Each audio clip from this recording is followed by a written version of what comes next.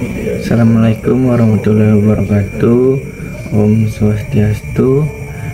Perkenalkan, nama saya Komang Rangga Permana Putra dari Prodi Pendidikan Jasmani semester 4 dengan NIM 2417308333. Kali ini saya akan membuat tugas video mata kuliah pendidikan kesehatan sekolah yang diampu oleh dosen pengampu Ibu Rosti SPD MPD. Kali ini saya akan mengulas kembali tentang materi yang telah saya presentasikan. Baik, kita lanjut, kita masuk di materinya. Sebelum melangkah lebih jauh, teman-teman harus tahu apa yang dimaksud dengan imunisasi. Nah, imunisasi ini adalah suatu proses yang dilakukan untuk membuat seseorang menjadi lebih kebal atau terlindungi dari penyakit, terhadap penyakit dan suatu penyakit tertentu, sehingga ia terpajan dengan agen penyebab penyakit atau terhindar lebih dari penyakit tersebut. Maka ia tidak akan sakit atau hanya mengalami sakit ringan.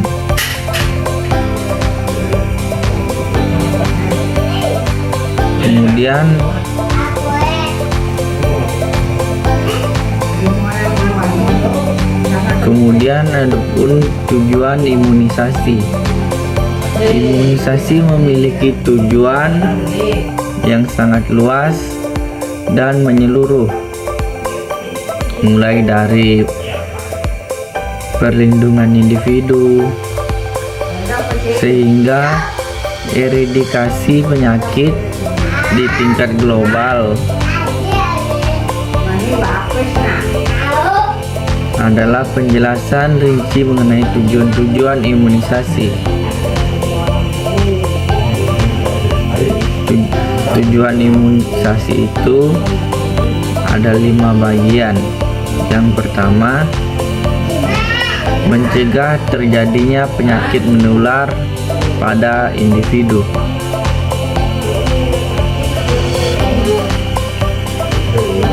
Tujuan paling mendasar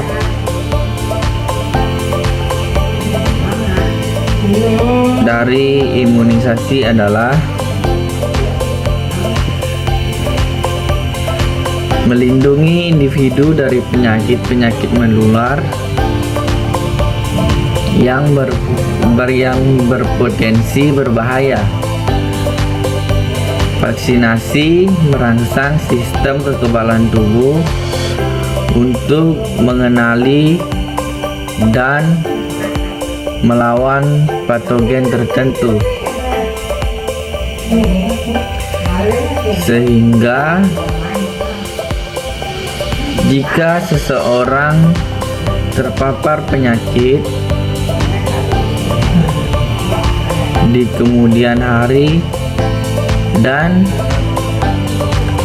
tubuh sudah siap untuk dan melawan patogen tertentu, sehingga jika seseorang terpapar penyakit di kemudian hari, tubuh sudah siap untuk melawannya.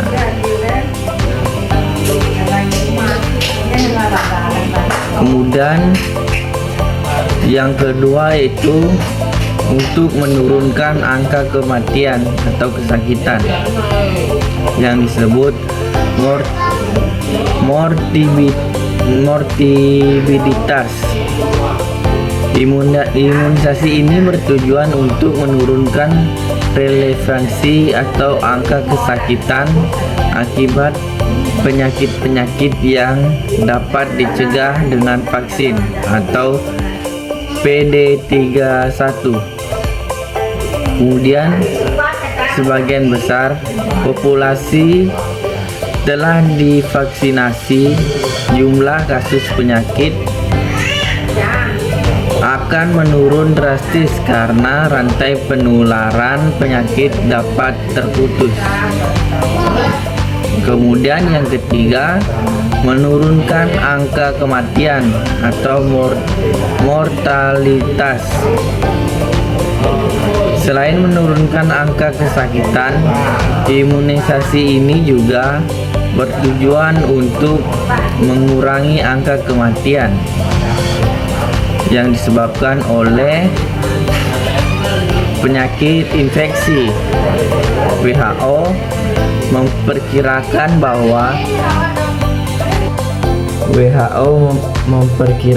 bahwa imunisasi mencegah 2 hingga 3 juta kematian setiap tahunnya di seluruh dunia. Kemudian yang keempat, mencapai kekebalan kelompok. Kekebalan kelompok atau herd immunity adalah kondisi di mana proporsi individu yang kebal terhadap suatu penyakit dalam suatu populasi cukup tinggi sehingga penyakit tersebut tidak dapat menyebar dengan mudah antara individu dan individu lainnya yang tidak kebal. Kemudian yang kelima, analisis dan eradikasi penyakit. Tujuan jangka panjang dari program imunisasi adalah eliminasi dan bahkan eradikasi beberapa penyakit tertentu dari muka bumi. Eliminasi berarti penyakit sudah tidak lagi menjadi kesalahan kesehatan masyarakat di suatu wilayah, sedangkan eradikasi berarti penyakit telah diberantas secara total dari seluruh dunia. Yang keenam, melindungi generasi mendatang. Imunisasi tidak hanya bermanfaat bagi generasi saat ini, tetapi juga bagi generasi yang akan datang. Apabila suatu penyakit berhasil dikendalikan atau melalui program imunisasi, maka generasi berikutnya tidak perlu lagi mendapatkan vaksinasi tersebut terhadap penyakit. Yang dimana dimaksud di sini, ketika kita melakukan vaksinasi secara rutin, penyakit akan berkurang sehingga populasi kematian atau penyakit menular semakin menurun. Nah, itu tadi 5 bagian dari tujuan dari imunisasi. Kemudian ada yang dikatakan imunisasi dasar. Imunisasi dasar adalah imunisasi yang wajib diberikan kepada bayi dan anak sebelum berusia 1 tahun.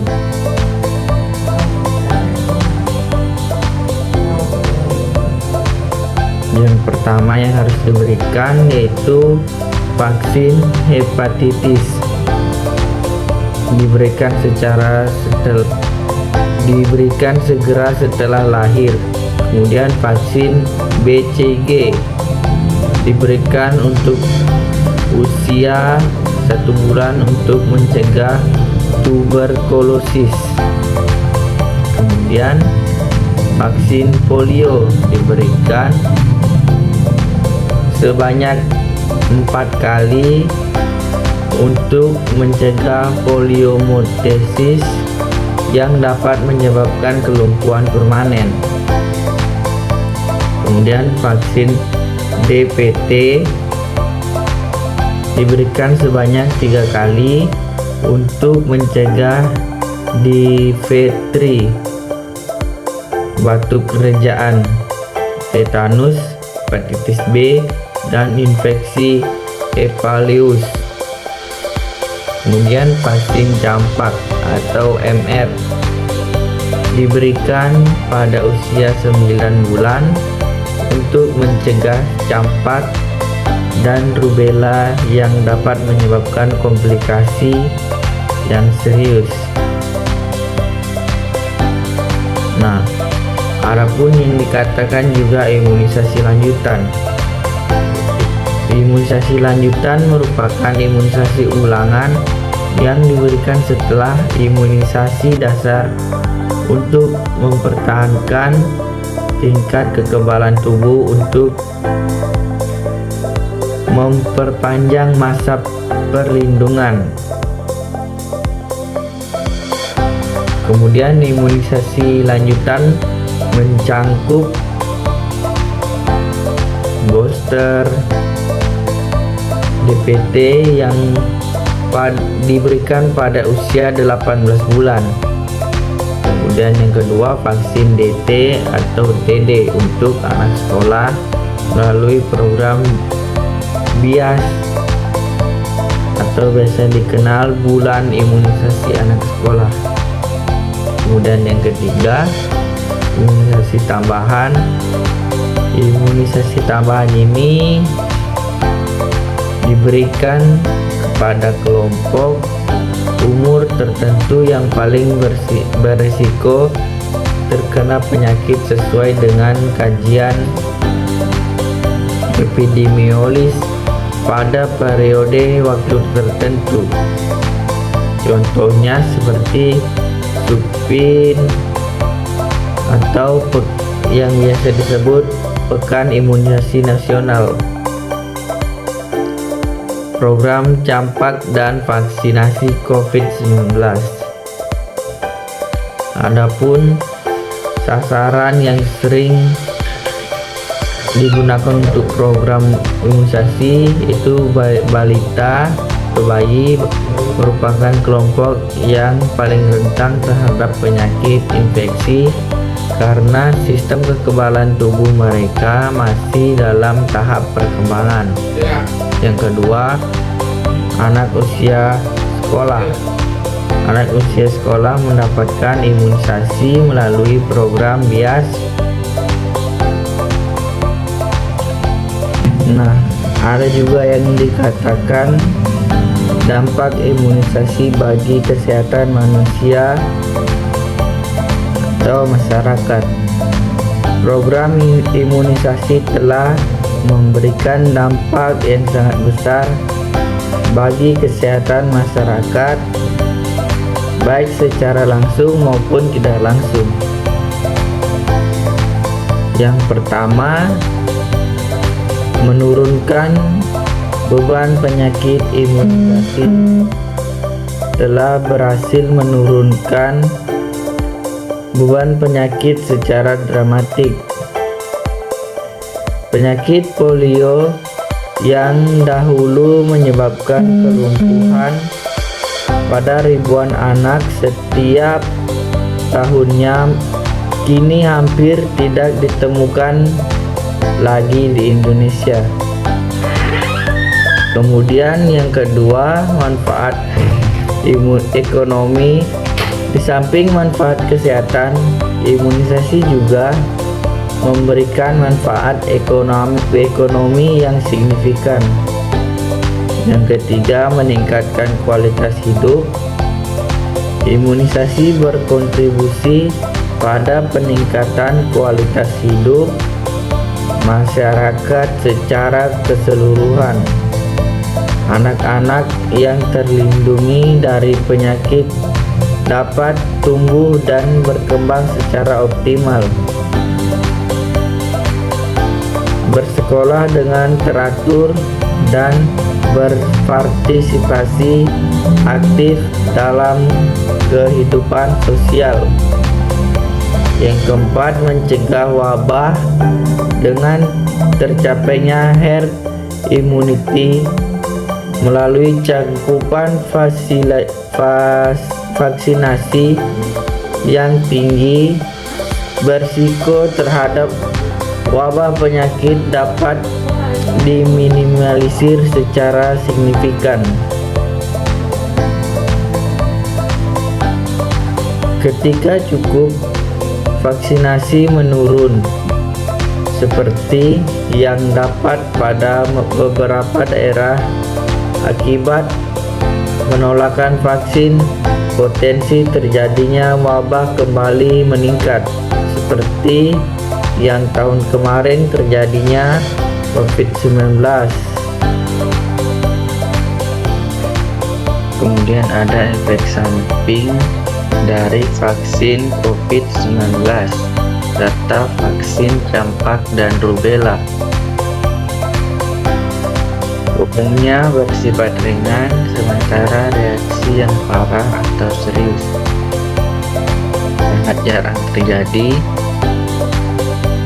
Reaksi yang muncul biasanya merupakan tanda normal bahwa sistem kekebalan tubuh sedang bekerja membangun perlindungan.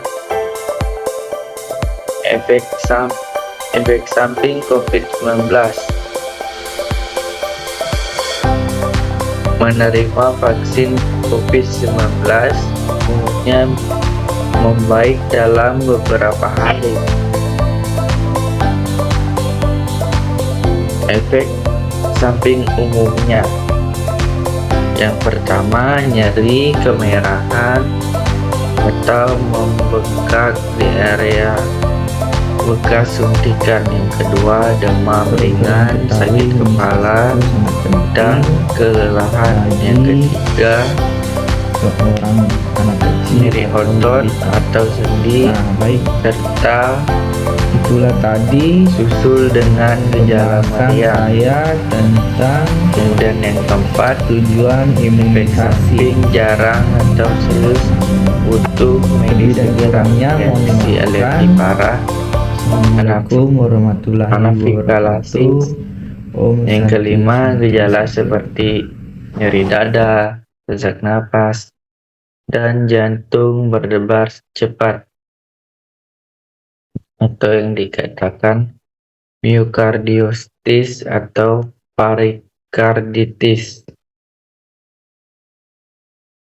Kemudian, apapun efek samping campak rubella atau MMR, vaksin ini aman dan telah digunakan secara luas selama bertahun-tahun. Kemudian ada respon tubuh bisa muncul segera atau beberapa hari setelah menyuntikkan National Institutes of Health.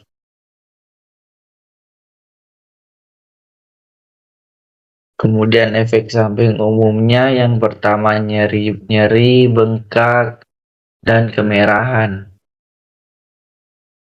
di lokasi suntikan, dan demam biasanya muncul 1-2 hari setelah imunisasi atau 7 hari sampai 12 hari jika menggunakan jenis kombinasi MMR.